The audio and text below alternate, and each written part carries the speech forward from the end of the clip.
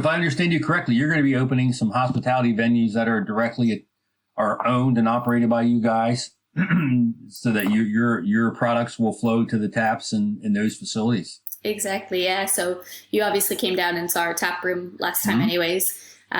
So we've now taken on a pub in the center of Oxford. It's a really beautiful grade 2 listed historic building. So we've done a ton of work on their construction and renovation in terms of just bringing it a little bit of new life and, exposing fireplaces and brick walls and wood floors and whatnot. And that's going to be a big community space. We've got a kitchen in there, so we're offering training programs for the guys that we work with in culinary skills as well. And we've already been working out of there for quite some time, but we'll be, as a takeaway only. And then we'll be opening the full venue next month when we can with the lockdown rules. And we're also looking at 2 more bars. One, again, was meant to open last year, but it's been pushed, and that's in the historic covered market here in Oxford. And then we're looking at another opportunity in a neighboring city, which will be, again, a bar in a pretty funky little shipping container style setup.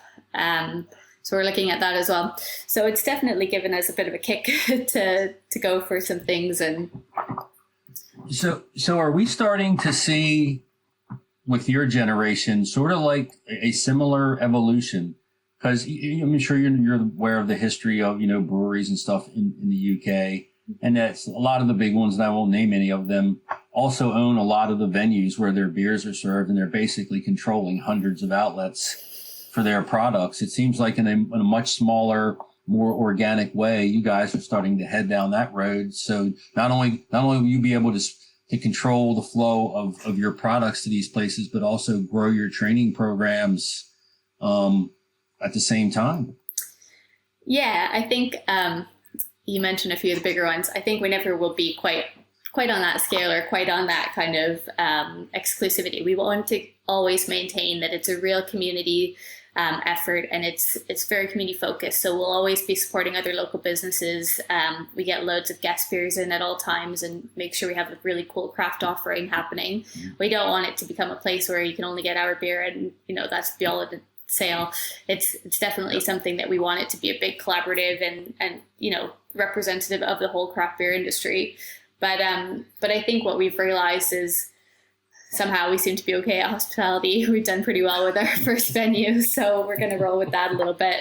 And it just provides a little bit of security as well in terms of, we know we always have somewhere to shift our beer to, and it's brilliant to keep the wholesale side of the brewery going and, in the same stead. But it's good to have our own outlets that we're getting through quite a good quantity of beer. And ultimately, it's just about, job creation, and every venue that we have is another platform for us to talk about our social justice mission. And everybody that comes to that venue is then, hopefully going to go and tell a friend about it and explain what we do.